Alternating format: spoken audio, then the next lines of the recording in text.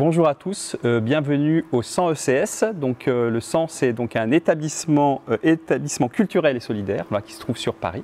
Et donc, on a été conviés par Bold Design pour faire cette table ronde. Donc, je dis on, c'est en fait le Design Spot, donc le centre de design de l'Université Paris-Saclay. On est une petite équipe qui est au service donc, des publics de Saclay. Donc, ça va être des étudiants ingénieurs, des chercheurs, des porteurs de projets très variés. Et donc nous, en tant que centre de design, voilà, on est là pour faire en sorte d'intégrer ces pratiques-là. C'est surtout des nouvelles pratiques, telles qu'on va justement en parler aujourd'hui, c'est le but. Et donc voilà, c'était pour présenter rapidement le Design Spot. Mais l'objectif et les principaux intéressés, c'est Bold Design, donc Julien Benayoun et William Boujon, et je vous laisse présenter très rapidement l'agence Bold Design. Alors, bonjour à toutes et à tous, bonjour YouTube. Nous sommes une agence design qui a été cofondée il y a maintenant une quinzaine d'années. D'ailleurs, nos premiers bureaux étaient dans ce bâtiment même. On travaille avec des entreprises, petites, moyennes entreprises, principalement en France.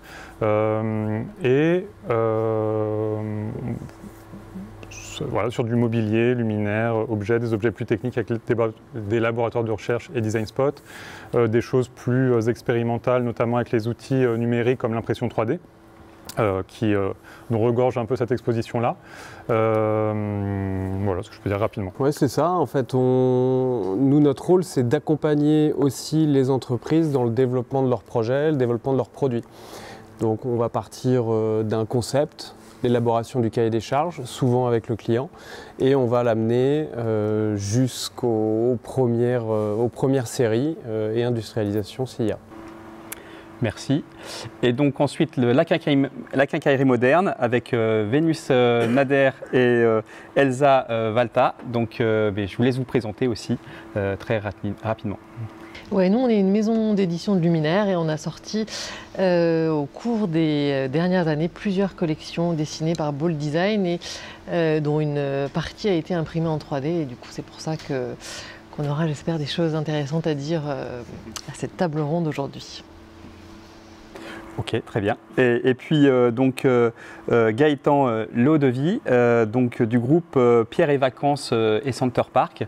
Donc Gaëtan, si tu peux rapidement présenter. Alors moi je suis en charge, en fait je fais partie de l'équipe transverse au sein du groupe PVCP, Pierre et Vacances Center Park effectivement, dans laquelle vous avez également les marques Adagio, Maeva, en plus donc de Pierre et Vacances Center Parks.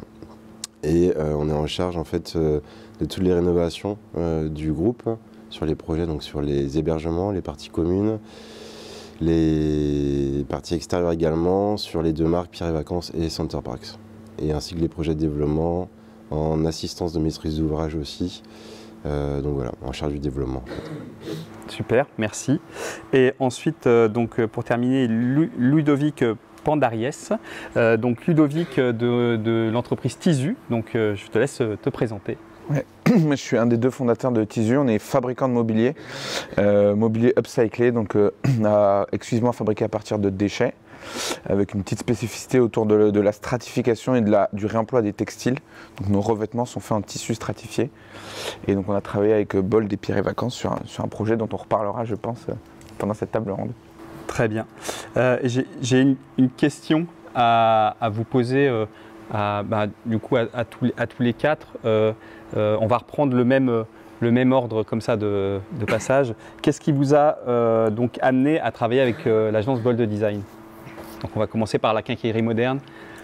Nous, ce qui nous a amené à travailler avec Bold, c'était surtout en fait une question esthétique. C'était Julien qui nous avait contacté pour en fait nous acheter des lampes. Si je me souviens bien. Exactement ça. Et du coup, avec Elsa, on connaissait un peu en fait le travail de Bold Design. Et là, on s'est dit, en fait, c'est l'occasion, c'est trop beau. On adore ce qu'ils font. Et ça faisait longtemps qu'on avait aussi envie d'expérimenter en fait l'impression 3D en fait comme dans notre production. Et là, on s'est dit, c'est l'occasion. Et du coup, on s'est vus. Et depuis, ça a commencé il y a 3 ans, je crois. Même plus, ouais, peut-être 4 ans. Ouais. Quelque chose comme et ça. en fait, depuis, les projets s'enchaînent et ça n'arrête plus. Super, merci. Gaëtan, du coup Alors nous, en fait, pourquoi ça s'inscrit dans une démarche groupe. Le groupe a changé un peu ses valeurs en fait ces dernières années et on a intégré donc la valeur RSE, la valeur donc de réemploi. Et en fait, pour ce faire, on a créé pendant 2 ans, en fait, on a développé un cahier des charges assez monumental pour un peu générer et mettre sur la table toutes les problématiques sur ces sujets et comment le concrétiser physiquement. Et à la suite donc, de cette réflexion interne, on a lancé un appel d'offres, on les a sollicités et en fait on les a retenus principalement par la méthodologie puisqu'en fait c'est la complexité en fait de justement travailler dans le design en fait ces sujets RSE. Il y a la partie technique et la partie esthétique. Les deux incombent au projet et sont très importants.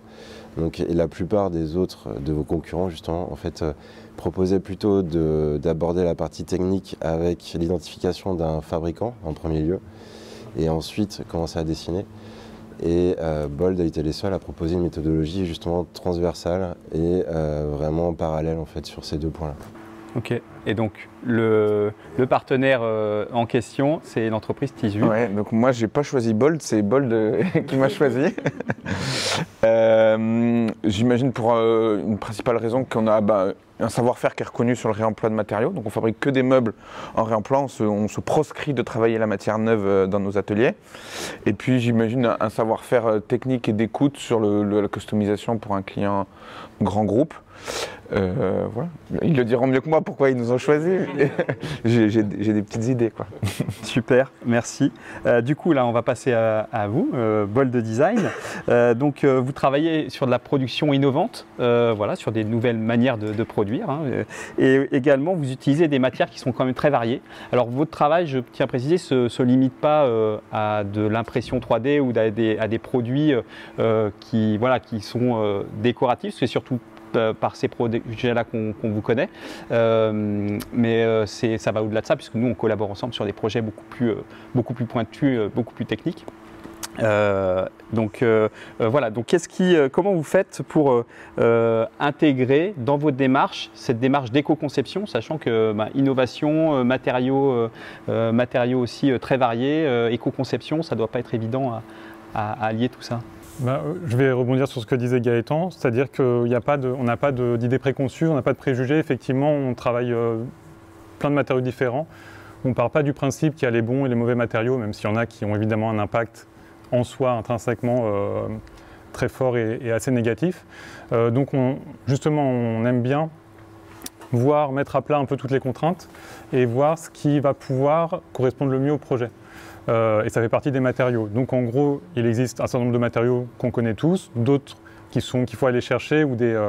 Je pense qu'on ne peut pas dissocier les matériaux des processus de transformation parce que finalement, ce que travaille Tisu, c'est une manière de travailler des matériaux que d'autres gens travaillent différemment, mais qui rendent cette chose beaucoup moins intéressante. En tout cas, Tisu arrive à mêler et à créer ces nouveaux composites, finalement, ces nouveaux assemblages de matériaux.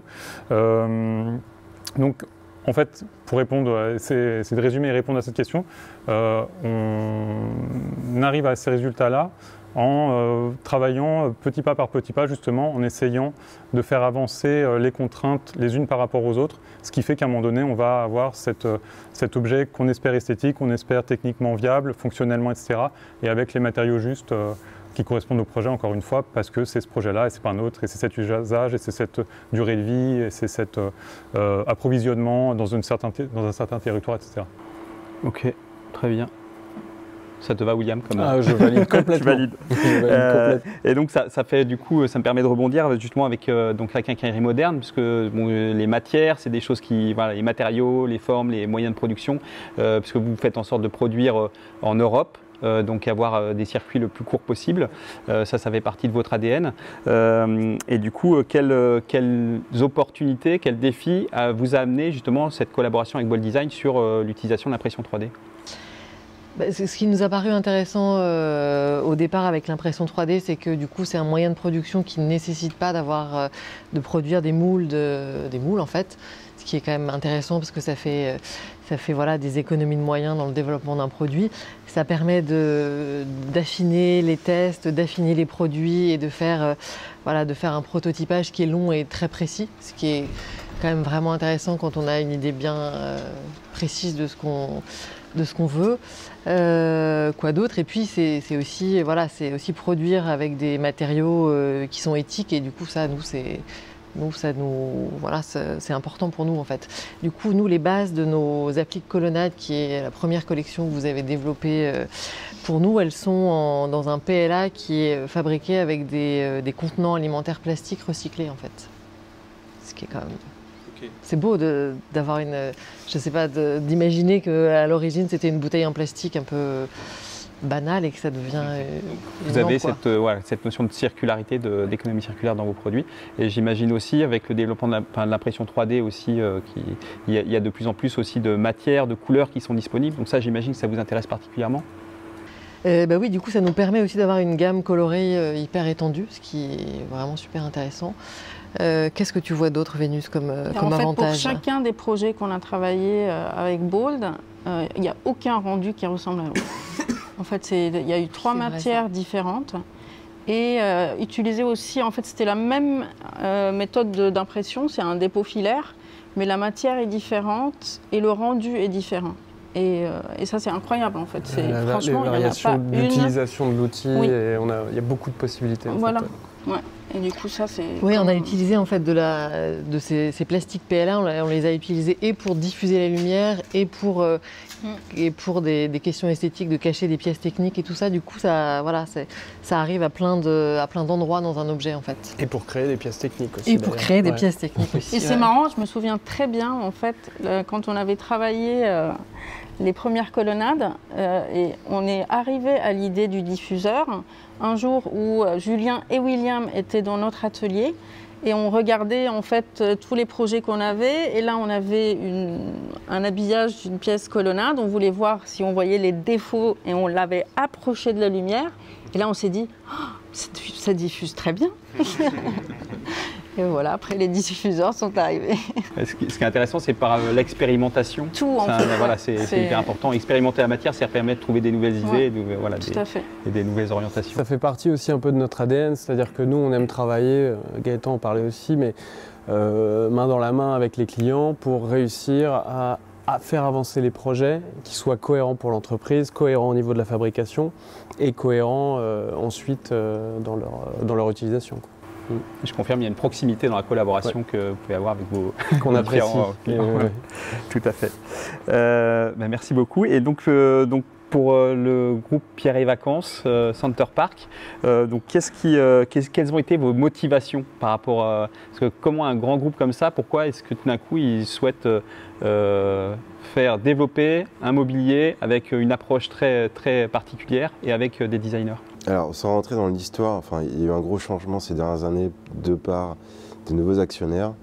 Il y a eu une refonte en fait totale du groupe au niveau de ses valeurs et de ses piliers fondamentaux, dont le RSE, qui est vraiment en fait l'optimisation des consommations énergétiques des sites, la diminution justement de tout ce qui est consommable d'eau, etc. Il y a vraiment ça en fait qui est engendré depuis quelques années au sein du groupe. Et nous, Party Design, la réflexion a porté sur le sujet dans le sens où on s'est dit pourquoi ne pas le concrétiser au client, le concrétiser également à travers un produit, un objet, puisqu'en fait on travaille sur l'ensemble des sites, sur l'ensemble des rénovations des sites. Donc tous les 10 ans on rénove un site en moyenne, que ce soit Center Park ou Pierre et Vacances. Et vu les quantités aussi engendrées, donc à savoir Center Park, vous avez à peu près 700 cottages sur un site, on en a 30 en Europe, on travaille aussi sur l'Europe du Nord. Et Pierre et Vacances, vous êtes à peu près sur 250 sites aujourd'hui en France, un peu aux Antilles, etc. Donc on est aussi en développement. Et par rapport à tout ça, en fait, concrètement, au lieu de remplacer une table existante sur un site par une table provenant de Chine ou provenant d'un gros industriel, pourquoi ne pas justement le fabriquer à côté maîtriser également la chaîne de fabrication, les délais, la réactivité, et également le faire signer. C'est-à-dire que cette table qu'on a développée, il y avait une volonté de la rendre signature pour la marque Pierre et Vacances. Et aujourd'hui également, on peut l'annoncer au grand public. En fait, on souhaite l'éditer auprès du grand public. Donc tous les clients pourront retrouver cette table, je l'espère, distribuée par Ludovic, et c'est en cours de discussion encore. Mais en tous les cas, voilà, on est justement sur la perspective de développer encore d'autres produits, des produits signatures pour les marques du groupe. Ok, génial. Donc pour résumer, c'est un objet qui rend visible en fait toute la démarche voilà, qui est interne, voilà, qui peut être un peu dans une politique RSE. Il y a plein d'actions et qui sont invisibles pour le grand public. Sont visibles pour les sachants, parce que c'est quand même des données très techniques quand on parle de consommation énergétique et de diminution de l'eau en fait, sur les center parks et des piscines. Tout ça se retrouve en back-office, donc personne n'y a accès forcément. Même s'il y a une forte communication qui est faite, mais concrètement, c'est pas très probant pour le commun des mortels. Et aujourd'hui, on a souhaité, nous, à notre échelle, au service design, justement, intégrer cette valeur RSE. Et aujourd'hui, en fait, lorsque l'on attaque une rénovation, en fait, ce qui est important aussi de mentionner, c'est que l'on fait un audit du site. Donc on fait une estimation de ce qu'on va changer, de ce qu'on va conserver. Donc on compose le nouveau projet avec l'existant. Et derrière, justement, ça permet de réduire les coûts, ça permet d'optimiser cette notion RSE au sein du groupe également. Et au niveau de la table, en fait, c'est le pôle central de tout hébergement aujourd'hui. Quand on rentre dans une résidence universitaire, la première chose qu'on fait, c'est de jeter ses affaires sur les plans horizontaux, à savoir la table. Donc voilà. Okay. C'est vrai que quand Pierre et Vacances, quand on a commencé à travailler avec eux, le cahier des charges était bien complet. Hein. Donc il y avait beaucoup de contraintes et nous en même temps c'est ce qui nous plaît, pouvoir jouer justement avec toutes ces contraintes pour arriver au résultat qu'on souhaite. Et il ne faut pas oublier non plus, je voulais le mentionner, on a travaillé avec le French Design pour justement l'élaboration de ce cahier des charges. On a travaillé avec la société, le bureau d'études Merci René également, donc un des spécialistes du sujet. Et aujourd'hui, donc on a Tisu et on a également Gamme pour les pieds, donc qui est un atelier de réinsertion dans l'emploi. Donc voilà. Après, je laisserai peut-être Ludovic. Génial, c'est très complet. Et justement, ça permet de rebondir et de poser une question à Ludovic sur la production locale. Voilà, vous, c'est production locale, utilisation de matières recyclées.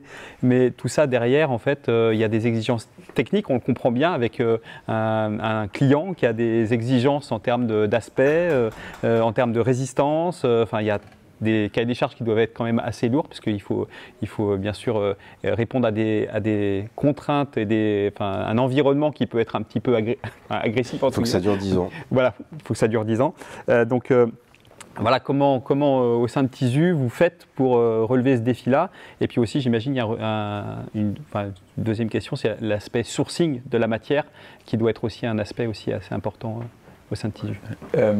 Vaste question. En plus, je ne sais pas si tout le monde est à l'aise avec le code de l'environnement et les catégorisations des matières de réemploi, mais en gros, entre le recyclé et le réemploi, ce n'est pas exactement la même chose. Typiquement, du bois, pour le recycler, on va le broyer, on va le presser pour faire de la colle, pour faire un panneau de particules, et le réemployer, on va le prendre tel quel, on va peut-être juste le redécouper et puis le repeindre.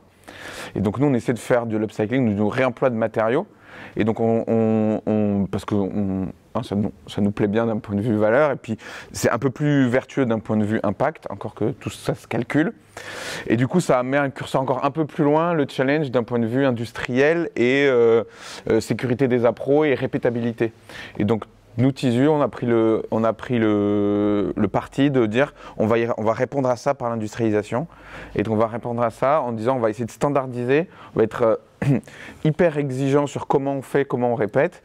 Et du coup, on va peut-être être un peu fermé en termes de possibilités, en termes d'options, mais on garantit qu'on est capable, dans ce cadre-là de contraintes, d'y aller fort et et de sortir de la pièce de musée et d'aller récupérer des marchés type Pierre et Vacances où on nous annonce peut-être centaines, voire milliers de pièces annuelles.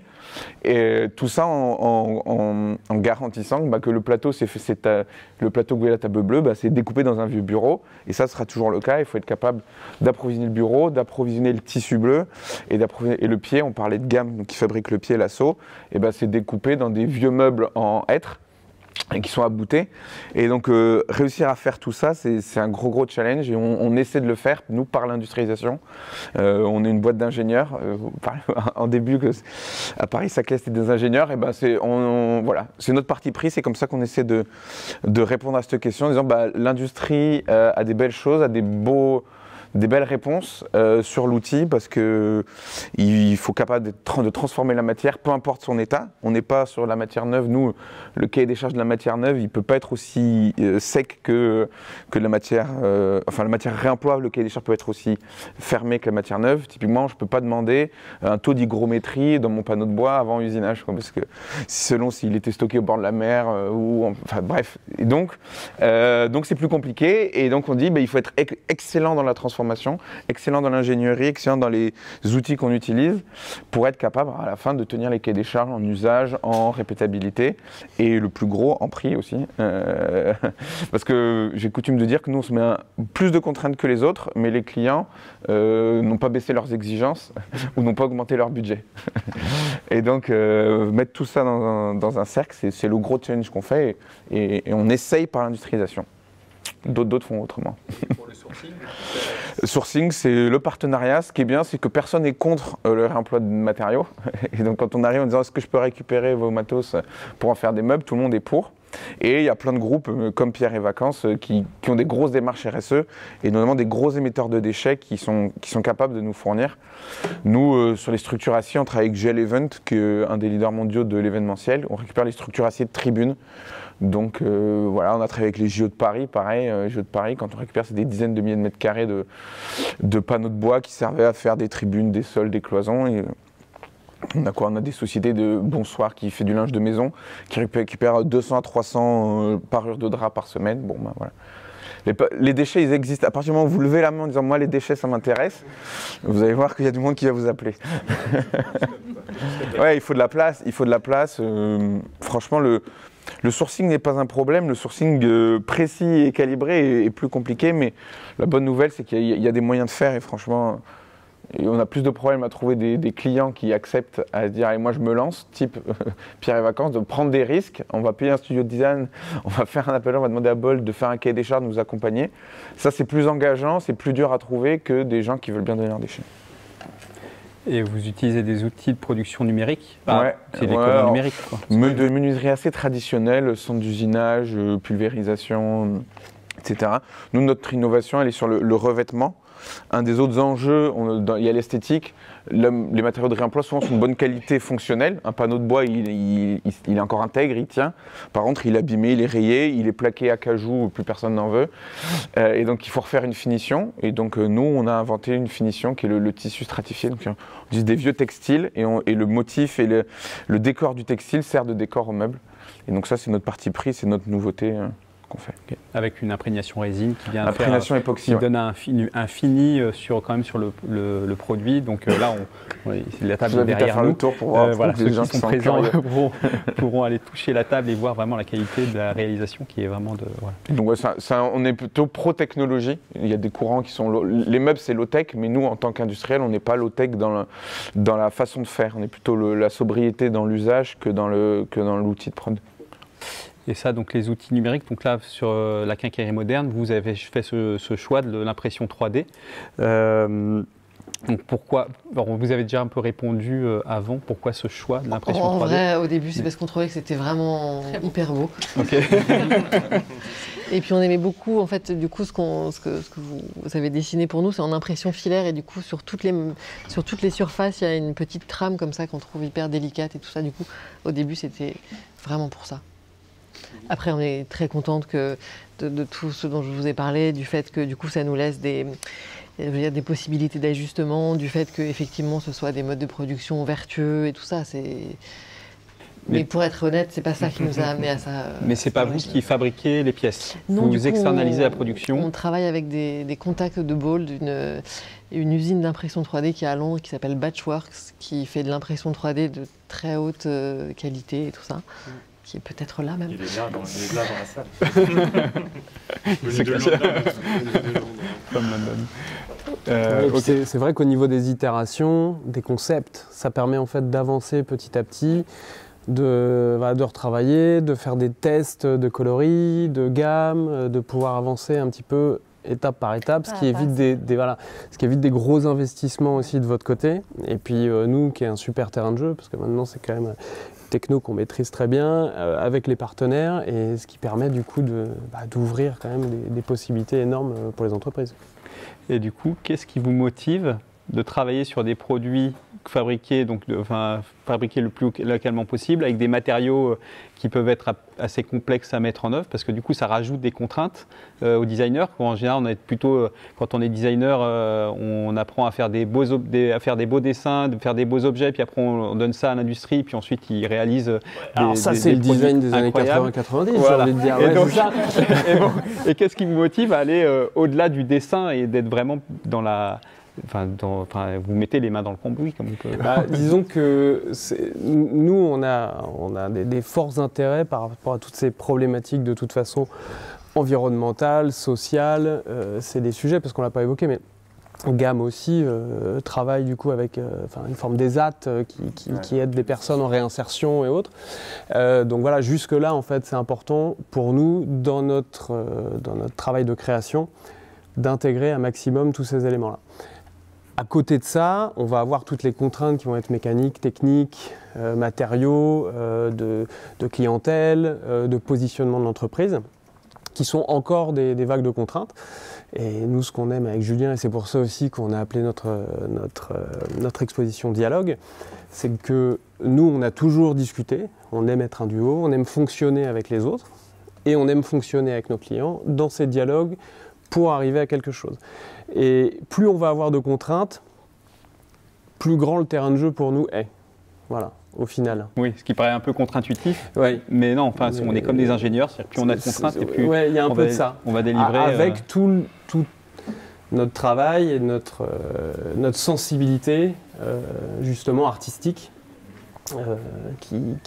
Voilà. C'est ça qu'on essaye de faire, de jongler un petit peu avec tout ça pour arriver sur les projets. En tout cas, oui, c'est ça. Nous, on ne fait pas, je me rappelle exactement de la question, mais on ne va pas dans ce sens-là malgré nous, voilà, en se disant que c'est pénible. C'est vraiment un intérêt intrinsèque du studio. On est passionné par les outils de transformation de la matière, par les matériaux, par effectivement la rencontre. Et ce que je voulais dire tout à l'heure aussi, c'est que alors déjà, tout ça, ça nous permet, les projets sont un bon prétexte pour aller rencontrer les entreprises, les gens, les individus, hein, même au-delà de tout ça.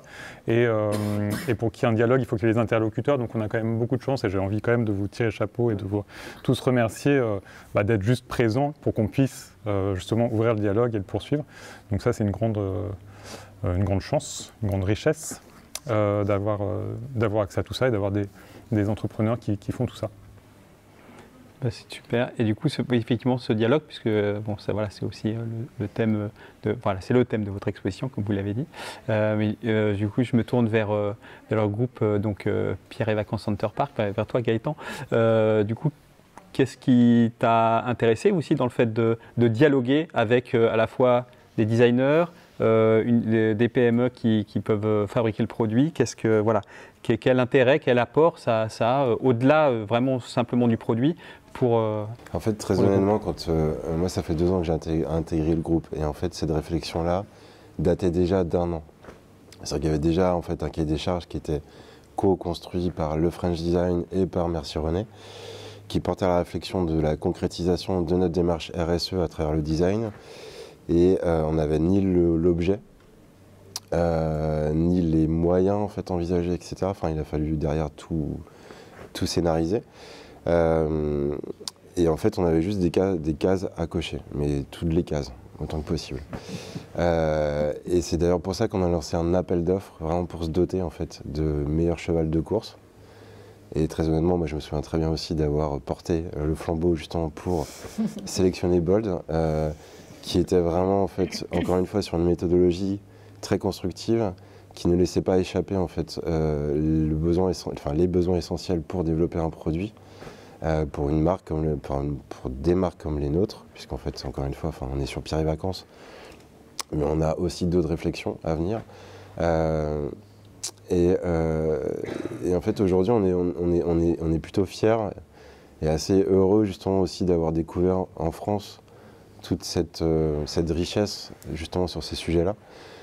Donc par Bold, et aussi en fait en rentrant en détail avec Tisu et Gamme, puisqu'en fait il y a aussi derrière cette table se cache, en fait, j'ai envie de dire, cette table, si au premier regard, elle est très simple. C'est une table, un plateau et 4 pieds. Derrière, il y a une complexité en fait qui est l'approche en termes de matériaux, en termes d'upcycling, en termes de fabrication. Tout est caché en fait dans l'épaisseur de la table.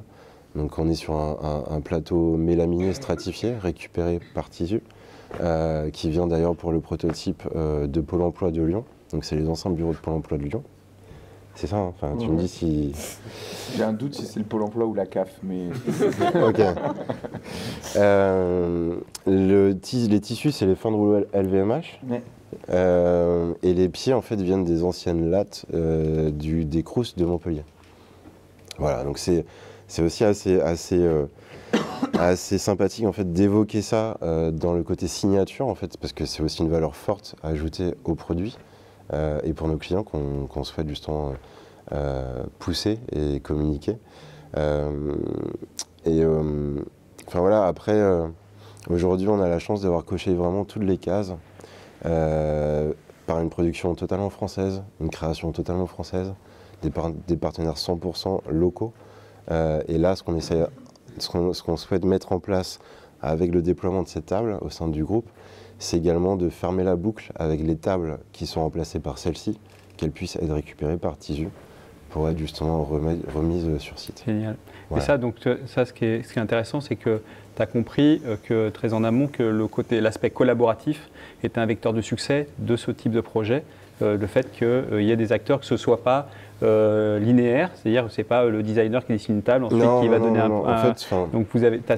Aujourd'hui, si on prend les deux marques sur lesquelles on intervient, le service design, on est à peu près sur une quarantaine, une cinquantaine d'externes en études que l'on pilote en fait. Donc ça va de l'architecture d'intérieur aux sociétés d'études techniques, technologiques. Et en fait, plus on collabore et plus riche est le projet en interne. Après, on a bien sûr tous nos staffs internes en termes d'exploitation, en termes de retour d'expérience des sites, en termes de gestion des sites, en termes de gestion de communication, enfin bref, tous les strates sont là. Mais nous, notre rôle en fait en interne, c'est justement de mettre l'externe en lien avec les besoins internes. C'est vraiment de condenser le maximum d'informations et de créer un travail collaboratif, transparent aussi. Il y a eu des temps de pause sur ce projet. Il y a eu des temps accélérés aussi sur ce projet. Donc voilà, il y a beaucoup de paramètres et c'est encore une fois, Bold, je vous tire mon chapeau les gars, parce que vous avez réussi à mener d'une main de maître en fait tous les paramètres qui constituent en fait un projet design et un projet réussi entre autres pour cette table. Super. Merci. Et Tisu, du coup, Ludovic, toi aussi la collaboration. Ouais. Il y a trop dans un projet comme ça. Il y a toutes les 5 minutes, il y a une raison de basculer sur du neuf, quoi. Et en fait, c'est beaucoup trop facile de dire ah ben non c'est galère. En fait, on va prendre le truc du favori. Et franchement, il faut avoir un gros engagement du client final. Et ça peut pas être quelqu'un d'autre. Et donc moi je te remercie Gaëtan, du coup c'est la session des merci. Non, mais c'est vrai, c'est trop facile parce qu'on va. Ah bah tiens, en fait, j'ai plus de tissu. Ah bah tiens, en fait, je vais changer. Ah bah non, en fait, double plateau, c'est trop cher. C'est vrai d'ailleurs, ça me fait. Excuse-moi, je te coupe, mais je me rappelle des réflexions sur le rose là qu'on va montrer. Ce ne sera pas exactement le même rose demain. Alors ça peut. Et en fait, il faut le tenir. C'est vrai qu'il faut à vous de faire de la pédagogie auprès de vos équipes. Juste pour préciser, effectivement, en fait, nous on travaille sur chacun des projets, chacune de nos résidences. Il y a un architecte d'intérieur qui est missionné. Notre volonté, c'est d'arriver sur un produit qui soit atypique en fonction des destinations. Donc on a des destinations façade atlantique, méditerranéenne et aussi haute station de ski en haute montagne. Et en fait, on souhaite vraiment qu'on ne veut pas faire du copier-coller. On sort de la standardisation. D'ailleurs, tous les groupes hôteliers sortent aujourd'hui de ces gros standards systémiques et déployés en fait à tour de bras, parce que le client veut du spécifique et de l'atypique.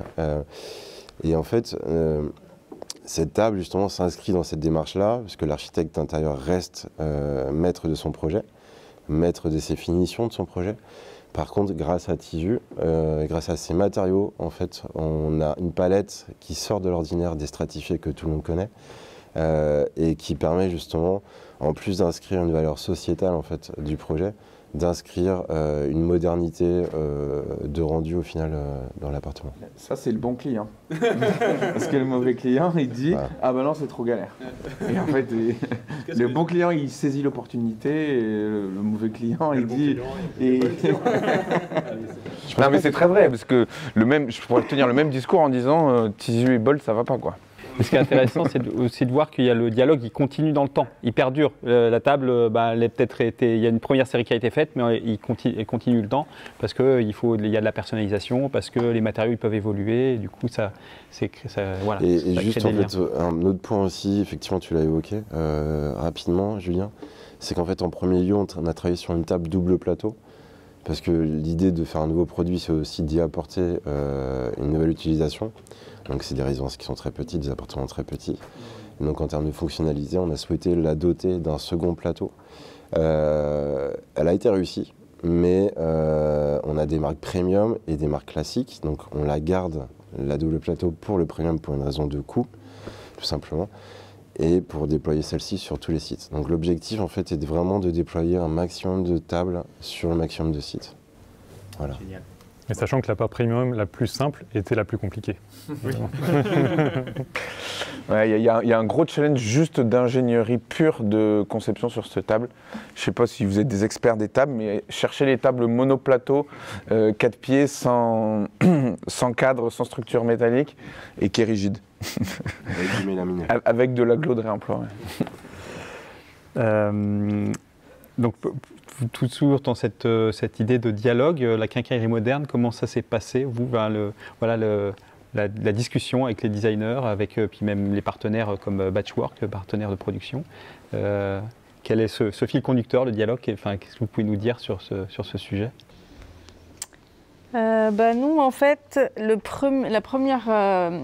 quincaillerie moderne, c'est une marque de luminaires. Tout est produit en Europe. Et notre objectif, dès la création de la marque, c'est de pouvoir en fait avoir des luminaires qui sont fabriqués avec des matériaux nobles, qui sont beaux, et en même temps à des prix accessibles. Du coup, l'idée en fait de passer outre un moule de production, ça a toujours été en fait notre ligne directrice dès le début. Ce qui fait que quand on a décidé par exemple de travailler avec Bold l'impression 3D, c'était aussi en fait ça rentrait aussi dans ce cadre-là, parce qu'on n'a pas le premier coût qui est un moule de production qui peut coûter 20 000 € et puis ça se répercute partout. Et du coup, on vient voir Bold. Pour l'instant, en fait, nous, tous les projets qu'on fait avec Bold sont hybrides. Ils ne sont pas complètement et entièrement en matière, en impression 3D et des matériaux recyclables. Il y a une partie qui ne l'est pas encore. Parce que nous, on vient avec une pièce technique que nous avons. Nous, on est un peu la quincaillerie moderne. On part en fait de pièces techniques pour construire nos modèles. On vient avec cette pièce-là et on leur dit c'est le brief de départ. Voilà la pièce autour de laquelle on va construire nos luminaires. Voici nos contraintes. Et du coup, après, voilà, eux, ils nous proposent des dessins. Ils nous les envoient. On fait les premiers protos. On les reçoit par exemple, on fait des retours, qu'est-ce que vous en pensez? Au début, par exemple, les colonnades, on les avait reçues dans une matière plastique qui était brillante. Là, on dit, ah non, c'est pas possible en fait. Il nous faut un fil mat. Allô, batch. Il nous faut du mat. Bref, et en fait, et dès qu'on finit un projet, c'est comme ça. Dès qu'on a fini nos colonnades, tout de suite, on s'est dit, ah, ce serait cool de les avoir en double hauteur. Ah oui, maintenant, on peut faire nos lampes à poser. Et puis, une fois qu'on a fini les colonnades, on était parti sur l'idée des magnifiques diffuseurs.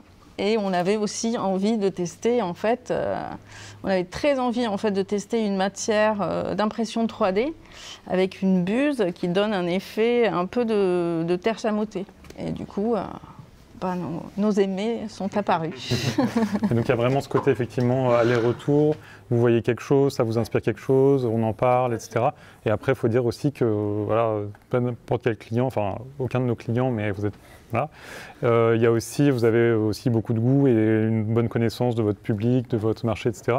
Donc on est, enfin vous êtes rempli d'humilité, mais c'est aussi en termes de style, de couleurs, les couleurs, c'est vous qui les choisissez, etc. Donc on est vraiment même au niveau alors le dessin, etc. Mais en tout cas, moi je le vois plus comme une co-création que vraiment la marque qui dit faites-moi un luminaire, enfin ça se passe pas comme ça, hein. Faites-moi un luminaire, nanana, voilà c'est ça le luminaire. Non, c'est okay, plutôt allô, on a une idée, vous en pensez quoi? Et donc là, on est 100% dans le dialogue. Et puis il y a eu aussi des projets de pièces techniques, ça on ne va pas en parler, c'est un peu moins esthétique. La petite pièce invisible du luminaire qui met 3 ans à sortir. Et Julien, William, qu'est-ce que ces collaborations-là vous inspirent? Qu'est-ce que ça apporte à votre pratique du design au quotidien? C'est des projets très variés, parce que là c'est un tout petit échantillon. Oui, c'est vrai que c'est un petit échantillon. D'ailleurs, on a essayé d'être un petit peu exhaustif sur l'exposition, mais il y a diversifié du moins, mais ça va. Voilà, on travaille vraiment dans tous les secteurs. Et en fait, ça se nourrit. C'est-à-dire que des éléments qu'on va travailler pour des galeries ou qui vont être uniquement des recherches qu'on va faire en interne, qu'on appelle un petit peu notre laboratoire, va nourrir des projets de mobilier plus grande ampleur, des idées qui vont émerger sur des discussions qu'on a entre nous, des tests qu'on va faire, va nourrir, voilà. Donc en fait, tout ça est une grande carte, une espèce de toile d'araignée, et tout ça se reconnecte à un moment ou à un autre, quoi. Ouais. Mais on pourrait presque, parce que là je te fais changer un peu de statut d'animateur de la table ronde, mais tu es aussi finalement, alors je ne sais pas si on peut dire un client, mais voilà, on travaille ensemble aussi sur des projets. Et c'est vrai qu'il y a ce côté-là.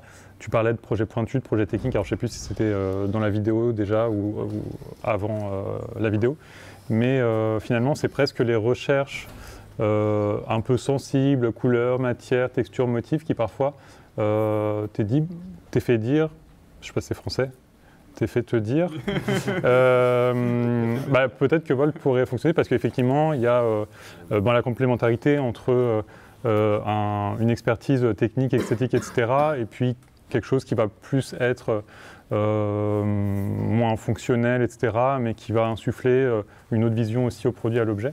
Et donc le fait de pouvoir avoir ces clients ou avoir ces différents... Parce qu'on parle des clients, mais on n'a pas forcément parlé de l'aspect transmission aussi, le workshop qu'on fait ou des choses comme ça.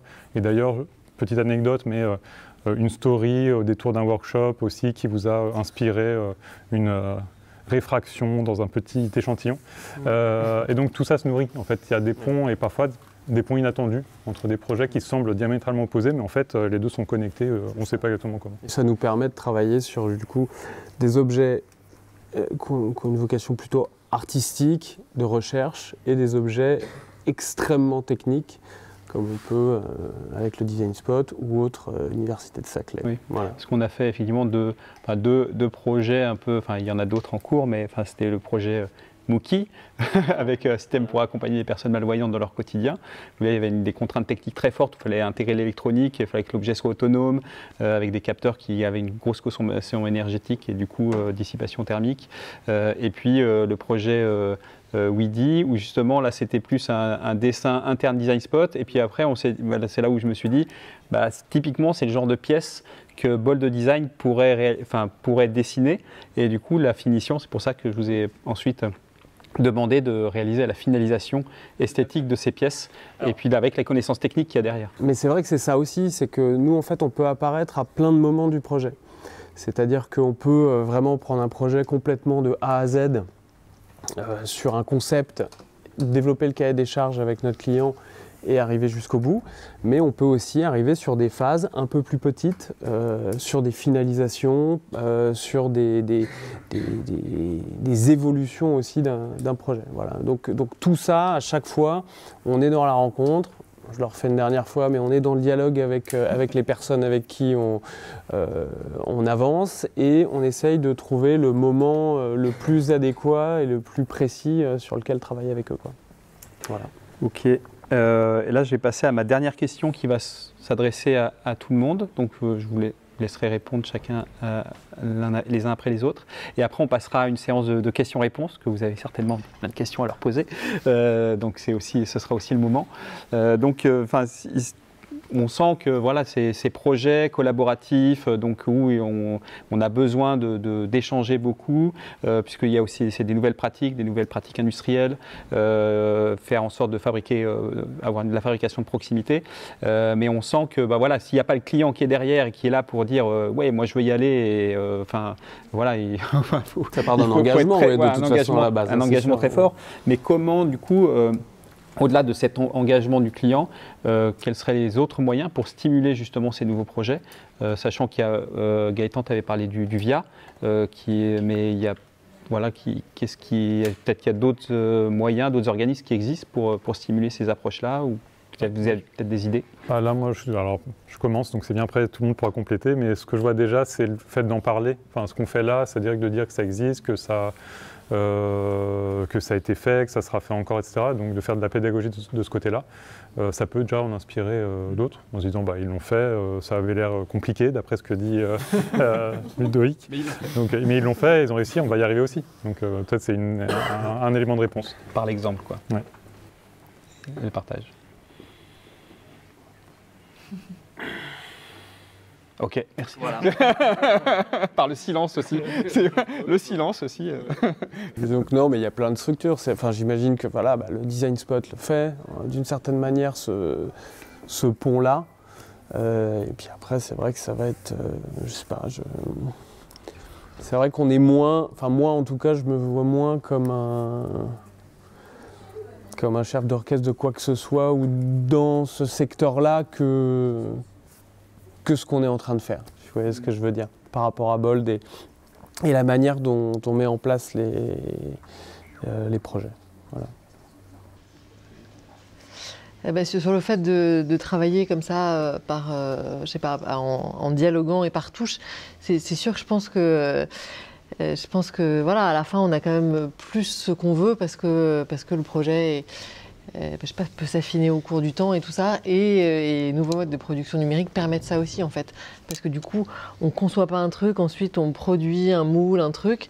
Et après, si on se rend compte que ce n'est pas tout à fait ce qu'on voulait, c'est cuit. Mais vos clients, vous sentez qu'il y a quand même ce type d'approche-là, ça leur parle? Il y a une résonance positive? Oui, évidemment, quand on leur raconte comment c'est produit et tout le recyclage qui est fait et tout ça dans ces objets, ça les touche. Après, pour être honnête, nous, nos clients, ce qu'ils ont envie de voir, c'est des choses qui leur plaisent et tout ça, qui attirent leur œil. Du coup, c'est pas, je pense, un truc premier pour eux, en fait. Oui, on va pas forcément toujours voir ce qui se passe dans la cuisine quand on a un plat. En tout cas, nous, on est de vrais ambassadeurs, que ce soit quand on travaille l'impression 3D ou quand on travaille le verre soufflé ou quand on travaille la céramique, en fait. On est tellement touchés par la manière dont tous ces artisans, en fait, encore travaillent ces matériaux-là, font ce travail-là, qu'on en parle tout le temps. Mais au final, je crois que c'est ce qui intéresse les clients. Ça reste quand même pour l'instant l'objet fini et Ce que j'entends aussi, c'est Et c'est sympa, mais c'est pas en premier. Ok. Et ce que j'entends, c'est aussi le côté artisanal. Enfin, déjà, le fait que ça rentre aussi dans des pratiques de fabrication pour des personnes qui n'avaient pas forcément l'habitude. Le fait que ça infuse aussi, ça, par le faire, ça fera certainement aussi évoluer les choses. Ok, merci.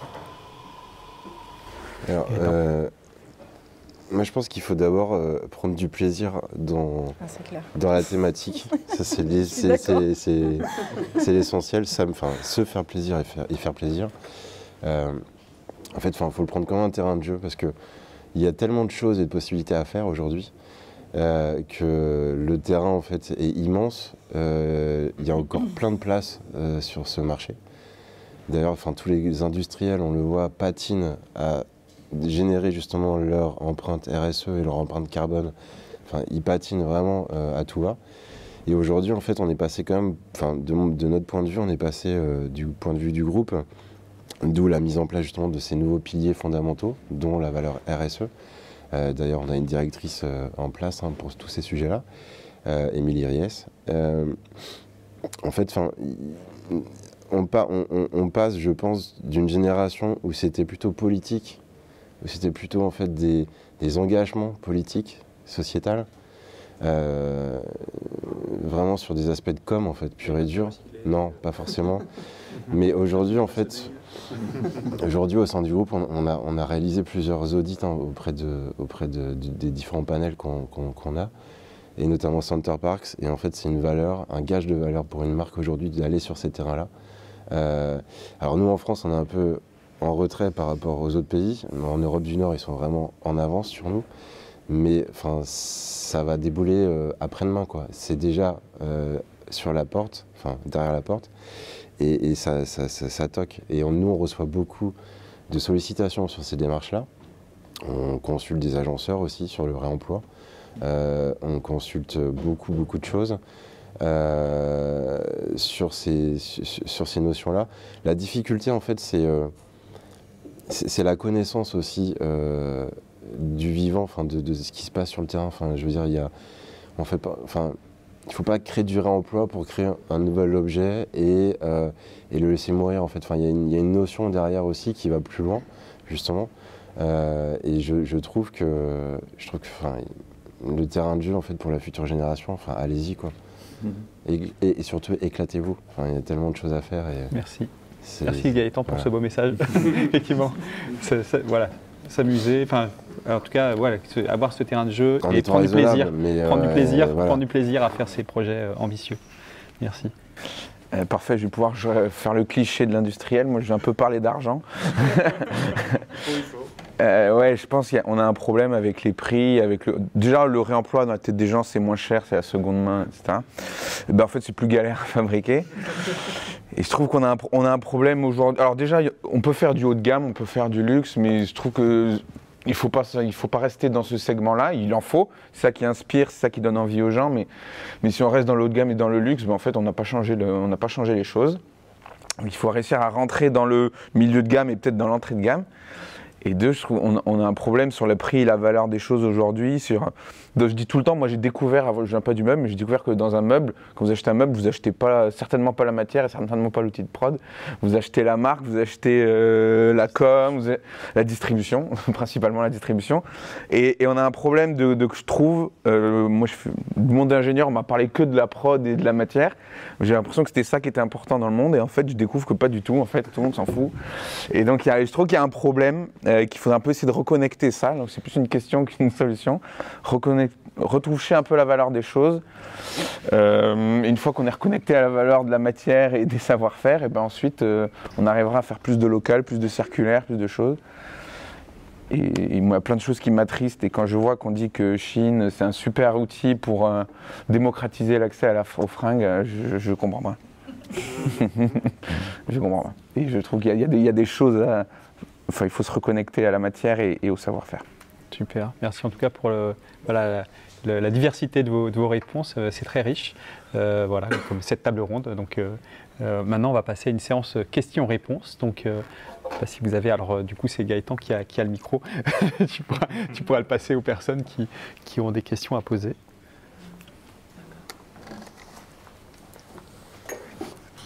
Bonjour, merci beaucoup pour cette conférence, c'était très intéressant.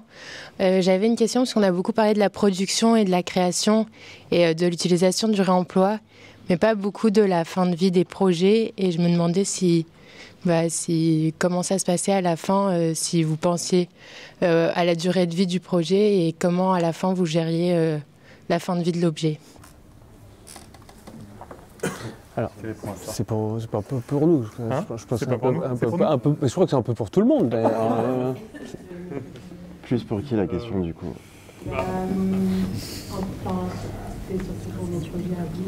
Alors en fait, nous on s'inscrit vraiment dans un cadre juridique en fait et contractuel. C'est-à-dire qu'en fait on a un engagement de... En fait, le contrat se renouvelle tous les 10 ans en moyenne. C'est-à-dire que les propriétaires se réengagent sur une période de 10 ans. Donc en fait, les projets qu'on aborde aujourd'hui vont revenir sur la table dans 10 ans. Donc à minima, il faut que ce qu'on leur remplace aujourd'hui à date tienne jusqu'à 10 ans. Donc d'où cette table, d'où le sujet justement de valorisation, upcycling, etc., de la durabilité, de la réparabilité aussi. C'est-à-dire qu'il y a une notion aujourd'hui où beaucoup d'objets sont sur le marché et sortent encore aujourd'hui, avec un indice de réparabilité qui est faible, si vous le regardez bien. Et c'est aberrant de voir ça encore aujourd'hui. Et nous, l'idée, c'est que voilà, si demain on a un plateau de table qui est abîmé, parce que le client en fait, voilà, a mis quelque chose de très chaud dessus ou autre, ou que Tisu n'a pas bien fait sa finition. Impossible. Et ben en fait, on ne change pas toute la table, on change que le plateau ou on change le pied abîmé. Et le site est également capable, le directeur technique du site est capable lui-même de passer commande et de réparer en fait le défaut sur la table. Donc après nous en fait dans nos démarches on fait un audit, c'est-à-dire que quand on est sur du bois massif, en table massif sur les stations de ski, généralement en fait on la repasse en atelier pour la rebrosser, la reponcer, etc. et la revernir. On va pas en fait, on peut pas nous se permettre de valoriser auprès des clients le changement d'une table en bois massif pour du plateau strat, bas de gamme, venant de Chine, c'est incohérent. Donc en fait, je pense de par l'aspect financier des projets et de l'exploitation et des propriétaires, on se doit éthiquement de faire ça en fait. Et juste un petit détail, mais on ne refait pas tout tous les 10 ans. On va attaquer la salle de bain, on va refaire la salle de bain. La salle de bain va avoir 3, 4, 5 cycles. C'est-à-dire qu'elle peut durer 30 ans, 40 ans en fait. Et aujourd'hui aussi on est sur des panneaux de recouvrement, de faïence, enfin bref, il y a énormément de sujets en tous les cas. Mais la difficulté aussi, c'est justement on est sur des nouveaux matériaux. C'est d'embarquer avec nous en fait le maximum d'interlocuteurs et de partenaires sur des choses qui ne sont pas encore actées et qui ne sont pas encore probants. Mais en fait si on ne les teste pas, on ne peut jamais savoir ce qui va marcher ou pas, quoi. Parce que la réponse principale aussi par rapport à la création, la conception, enfin en amont en tout cas, parce que en tant qu'agence on ne peut pas forcément toujours projeter évidemment sur la finitude des objets, mais ça va être de privilégier du monomatériau quand on peut, et du démontable, comme tu viens de le dire Gaëtan aussi, démontable, réparable. Ça va vraiment être les axes sur lesquels nous on est en pousse et on oriente un maximum. Pour compléter, alors une fois que c'est en fin de vie, en effet, il faut faire démontable, recyclable au maximum. Et après, c'est pourquoi c'est en fin de vie. Et je crois que 80% de la fin de vie, c'est de la fin de vie émotionnelle, quoi. Et donc, c'est 20% du temps la fin de vie technique, c'est cassé, et 80% du j'ai envie de changer. Et donc, si on veut vraiment lutter sur la fin de vie, il faut essayer de faire de l'intemporel, et puis il faut questionner nos usages. Parce qu'on peut imaginer que la table en fait soit reprise par tes ateliers pour être Il n'y a pas de problème technique à ça. Derrière. Il n'y a pas de problème technique à ça. Est-ce qu'il y a d'autres questions? Alors, il y a une question en ligne, c'est pour Bold Design. Est-ce qu'il y a d'autres des secteurs d'activité avec lesquels vous aimeriez bien travailler ou avec lesquels vous n'avez pas encore travaillé? On a bien dessiné une fusée. Ah, une fusée. Ah. Ça, vous l'avez fait avec nous un petit peu. Oui, c'est vrai. On a fait des morceaux. Pas, mais... des morceaux. Je sais pas. C'est vrai que ça se fait un petit peu au fil de l'eau. Si, mais j'ai une idée maintenant. Attends, ça arrivait comme ça. C'est l'inverse de la fusée. Non, si, c'est peut-être le moment de le glisser. Non, mais il y a quelque chose qui nous intéresse. Je ne sais pas si c'est un domaine d'activité, ça, mais c'est les notions de low-tech et de faire le fameux faire mieux avec moins. En termes d'énergie, en termes de ressources, en termes de matériaux, etc. Donc ça, c'est quelque chose qui nous intéresse, qui nous interpelle depuis des années. Tu posais la question tout à l'heure de comment on pourrait faire pour amplifier telle ou telle chose, que ça soit de plus en plus fait, etc.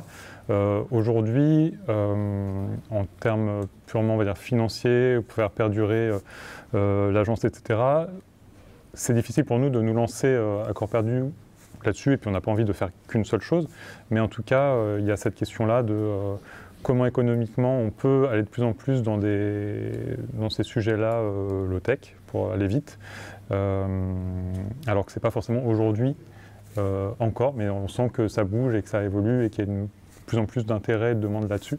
C'est un peu ces sujets aussi de prospection, en fait. Nous, on a toujours aimé ça.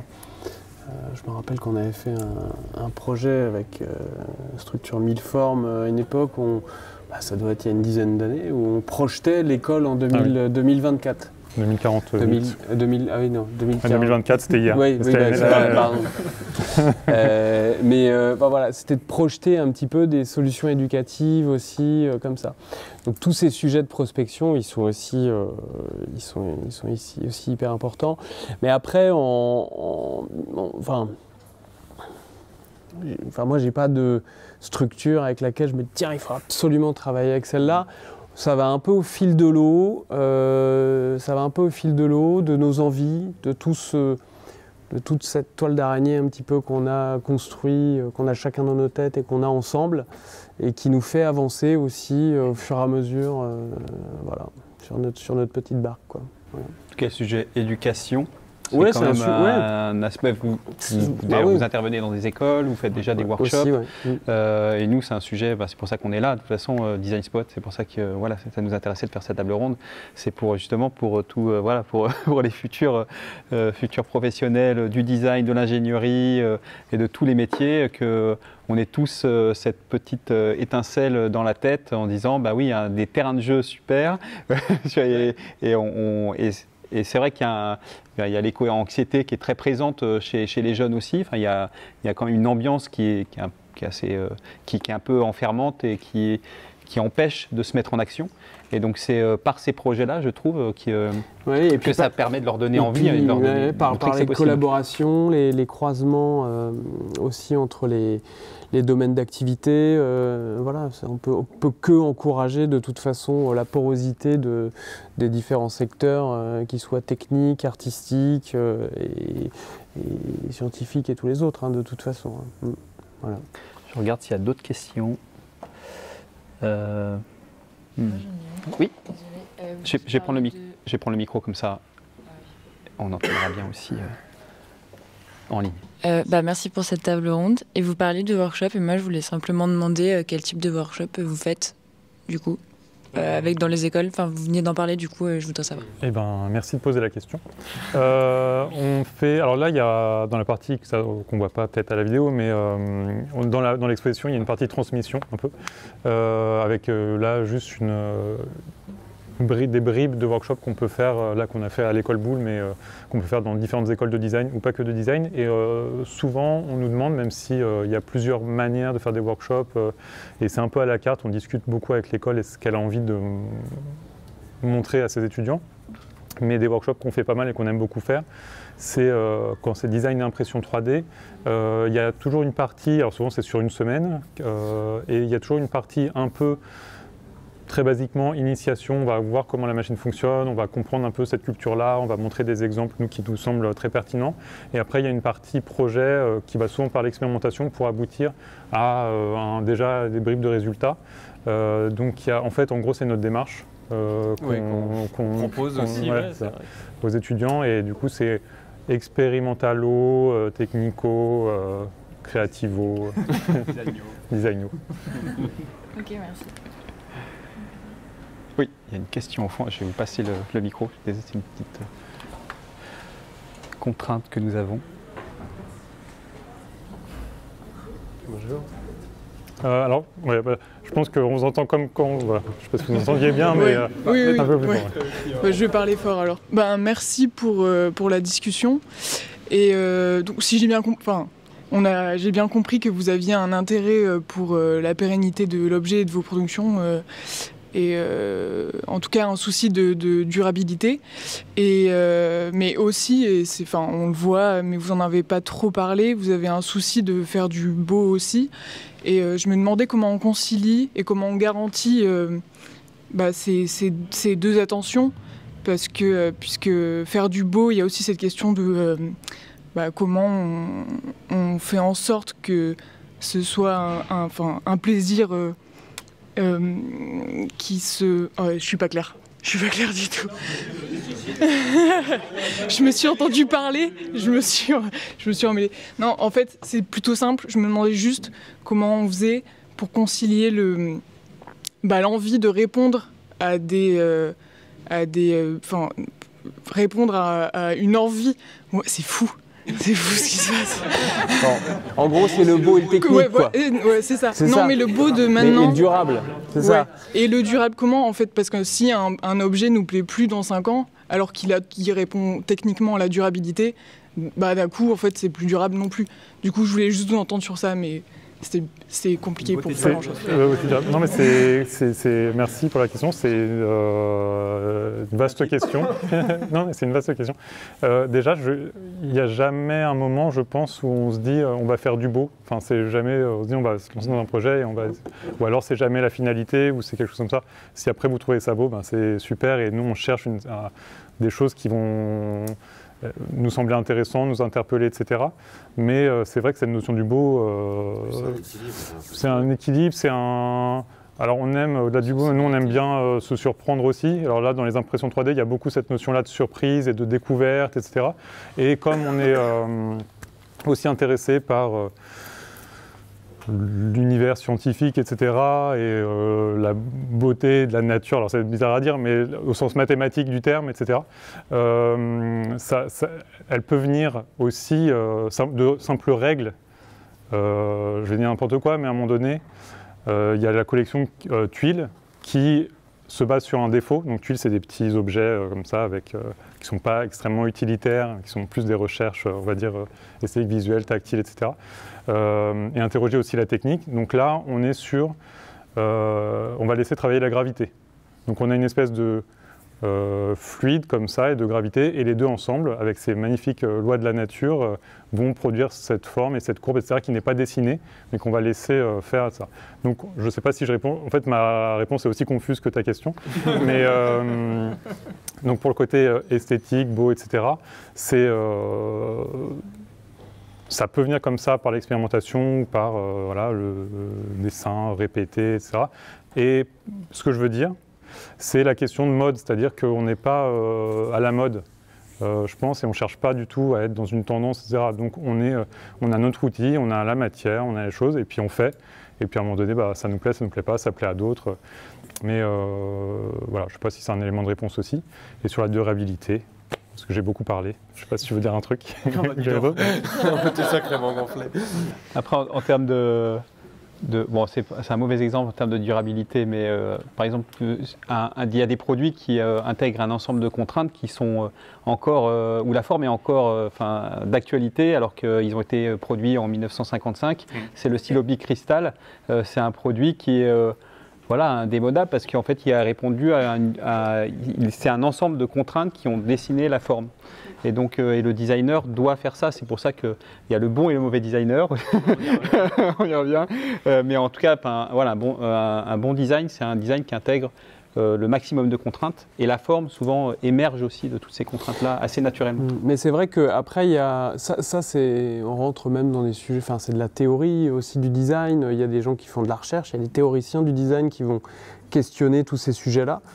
Un peu comme je disais tout à l'heure, en tout cas, moi je nous visualise moins comme des théoriciens de ces sujets-là que des gens on est dans le faire en fait. Voilà, on est dans la réflexion de l'instant présent, des projets et des gens avec qui on travaille sur ces moments-là.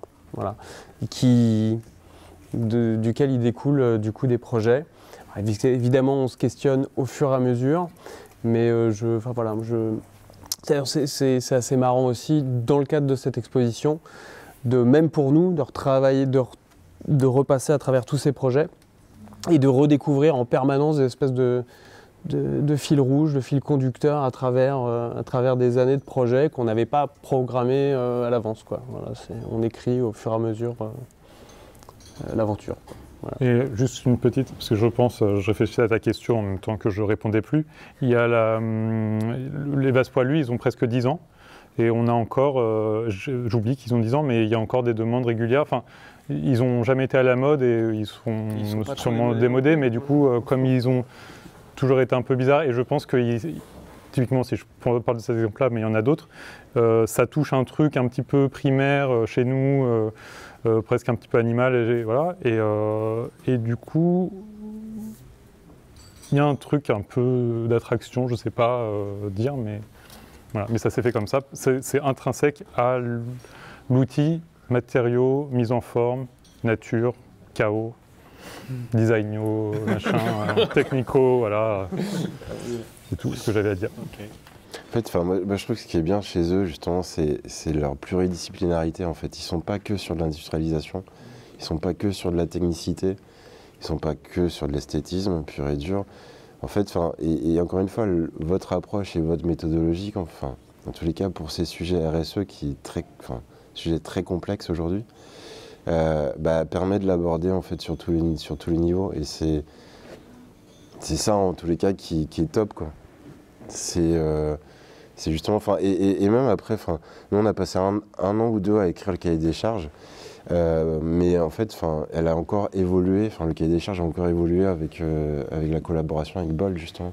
Ce qui est intéressant, c'est vrai que de toujours se garder des moments de recherche dans n'importe quel métier, je pense, pour avoir une forme d'ouverture d'esprit et pour que quand on a une problématique qui arrive, qu'on soit suffisamment créatif, mais à tout niveau, c'est pas que les designers, les ingénieurs aussi doivent être créatifs pour trouver des solutions les plus adaptées en fait pour répondre aux besoins, surtout que c'est des multi-contraintes maintenant, voilà, on a de plus en plus de contraintes et on voit bien que c'est un terrain de jeu qui est propice en tout cas à créer des belles choses. Il faut surprendre et rassurer à la fois. Donc surprendre en créativité et rassurer en technicité. C'est tout simplement, c'est un jeu d'équilibre, je pense, globalement. En tous les cas, de mon point de vue, c'est plus ça pour un bon design fonctionnel, esthétique, durable, etc., pérenne. C'est justement que l'équilibre en fait de tous ces facteurs-là soit juste. Voilà. Mais j'aime bien ça, le surprenant et rassurant. Peut-être on pourrait mettre Bol surprenant des et rassurant. Pragmatiques. Qu'est-ce qu'il y a ? Des rêveurs pragmatiques. Alors, il y a une question au fond. Si on peut passer le micro, merci. Merci. Bonjour, je ne sais pas si c'est une question, un dialogue, mais c'est en écho à votre question. Moi, ce que j'aime beaucoup dans votre travail, c'est que c'est pas de l'esthétique gratuite, c'est pas du beau pour être juste beau. Mais en tout cas, mais c'est beau. Et pour moi, ça vient casser aussi l'imaginaire qu'on peut avoir sur ces démarches qui souvent vient, merci les hackers et autres makers qui ont œuvré bien avant nous et qui, on n'est pas issus de nulle part. Enfin, vous n'êtes pas issus de nulle part. C'est dans cette continuité. Et aujourd'hui, pour moi, c'est quelque chose. Votre travail, c'est ce qui peut relier des mondes qui se parlent pas encore, pas assez.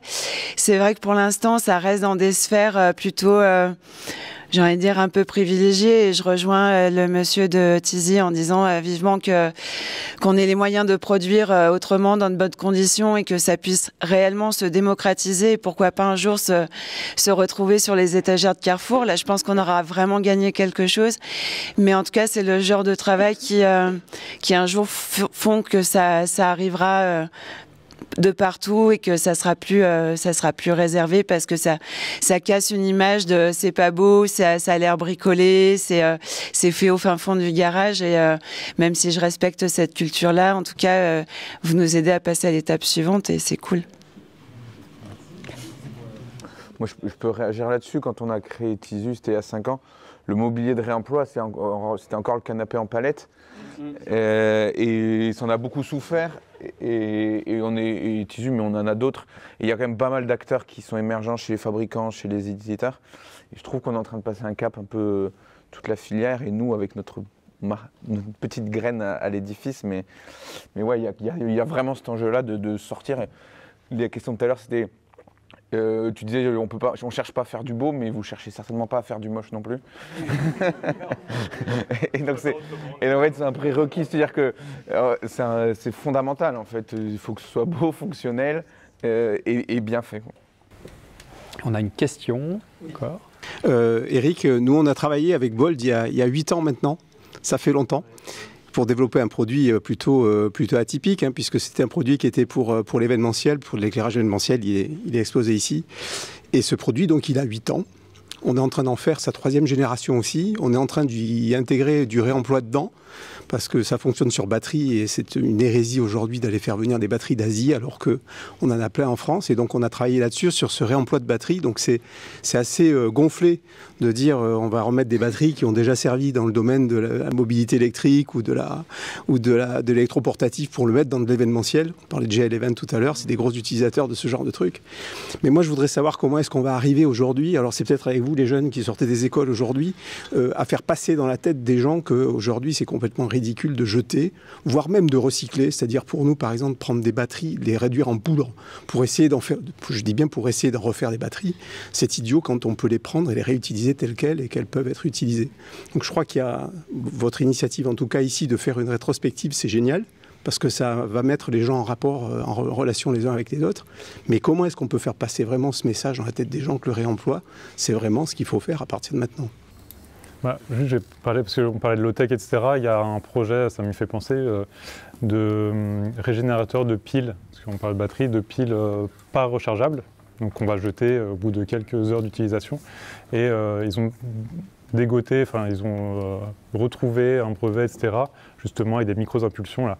Donc en gros, il y a des volontés politiques, ou alors il y a des volontés entrepreneuriales aussi, avec et après il y a effectivement encore une fois cette pédagogie de montrer que c'est possible et que c'est mieux déjà de le savoir parce que le recyclage c'est pas la meilleure solution loin de là et que c'est mieux d'utiliser le maximum de l'élément, voilà, du dispositif, de l'élément technique plutôt que d'essayer d'en faire du neuf.